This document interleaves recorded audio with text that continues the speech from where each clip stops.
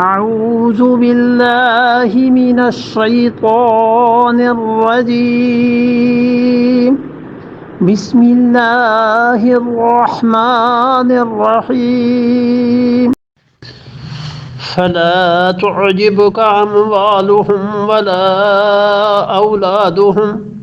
إنما يريد الله ليعذبهم بها في الحياة الدنيا وتزهق أنفسهم وهم كافرون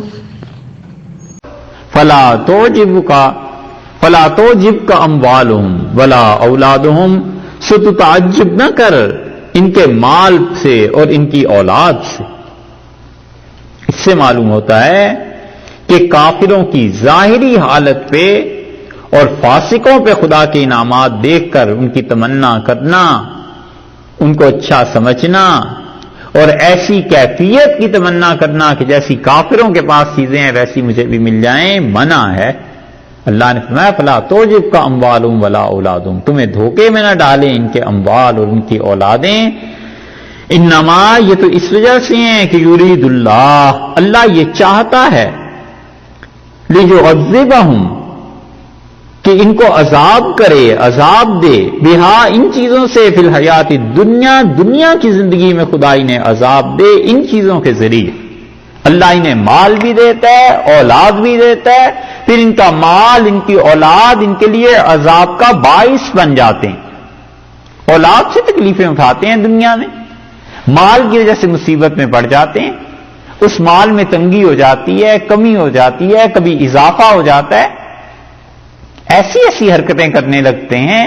کہ بعد میں خود پچھتاتے ہیں۔ اللہ نے فرمایا تمہیں کسی چیز میں تعجب میں نہ ڈالے، ان کی ظاہری حالت بس ایسے ہی ہے، ہم نے چاہا ہے کہ ہم انہیں اس طرح عذاب دیں، یعنی اس کے بعد نتیجہ اس کا خود بخود یہ نکلے گا کہ اپنے اموال کو اللہ کی نافرمانی میں خرچ کریں گے، اور اولاد وہ اس سے زیادہ عذاب ہے کہ مال تو خود سے کچھ نہیں بولتا، اولاد تو بولتی بھی ہے۔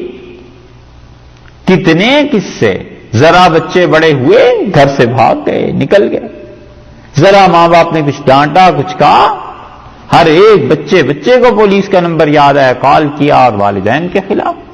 اللہ نے فرمایا ہم نے یہ اس لیے دیا ہوا ہے انہیں، یہ ہوگا اس کے نتیجے میں کہ انہیں عذاب ہوگا دنیا کی زندگی میں۔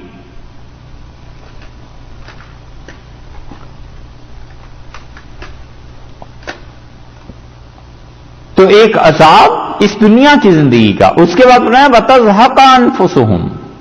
اور دوسرا عذاب یہ ہے کہ نکلے ان کی جانیں، وَهُمْ كَافِرُونَ، جب تک وہ کافر ہی رہیں، مہلت ہی نہ ملے۔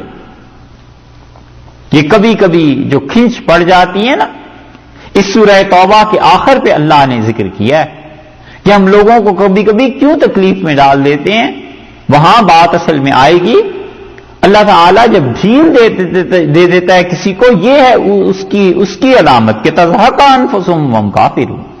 ان کی جانیں نکلنے تک یہ کافر ہی رہیں، کھنچ پڑے ہی نہ، بس مست لو، کمائی آ رہی ہے، خرچ ہو رہی ہے، کارڈ بن رہے ہیں، محنت ہے، انسان ہیں یہ مشین بن گئے ہیں، کوئی جذبات، کوئی احساسات نہیں، کوئی مالک کے ساتھ تعلق نہیں، اللہ کے ساتھ تعلق میں، اس سے معافی مانگنے میں، اس کے سامنے رونے میں، گڑ گڑانے میں، اس کے انعامات پہ خوشی کے اظہار میں، اس کے انعامات کی بارش، بندے کا شکر ادا کرنا، ان سب کیفیات سے یہ کافر عاری ہوئے ہوئے، کچھ پتہ ہی نہیں کہ انسانی زندگی میں ان جذبات کی، ان احساسات کی کیا قدر و قیمت ہے، انہیں کچھ معلوم نہیں، حلال اور حرام کی تمیز نہیں، انسانی جذبات اس کی قدر نہیں۔ ان کے ہاں کتنی مائیں ہیں جو اپنے بچوں کا انتظار کرتی ہوں گی اور دیکھ کے خوش ہوتی ہوں گی اور اللہ کا شکر ادا کرتی ہوں گی، اور کتنی اولادیں ہیں جو اپنے والدین کے زیر سایہ رہنا پسند کرتے ہوں گے۔ دنیا میں بھی عذاب اور آخرت کا بھی عذاب، اور جان ایسے نکلے کہ کفر میں پڑے ہوئے۔ اس لیے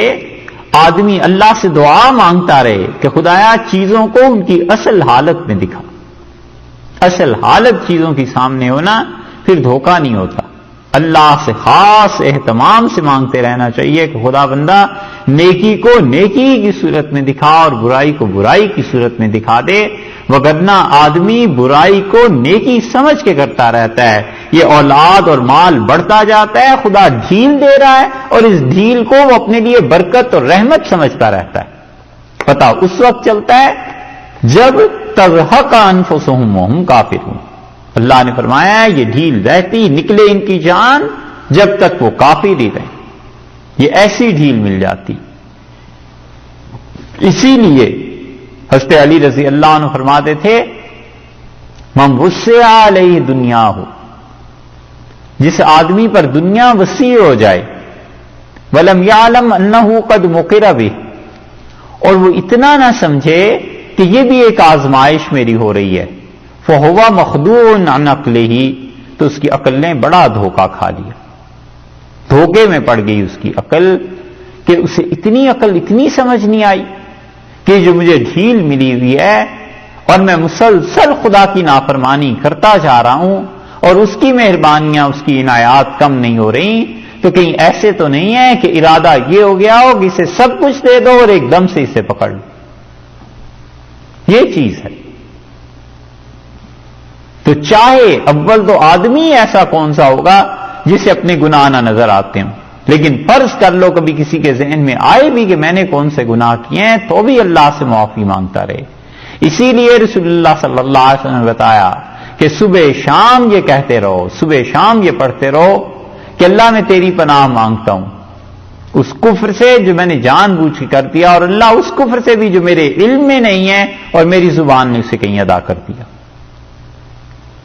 تو یہ ڈھیل ہے خدا کی طرف سے۔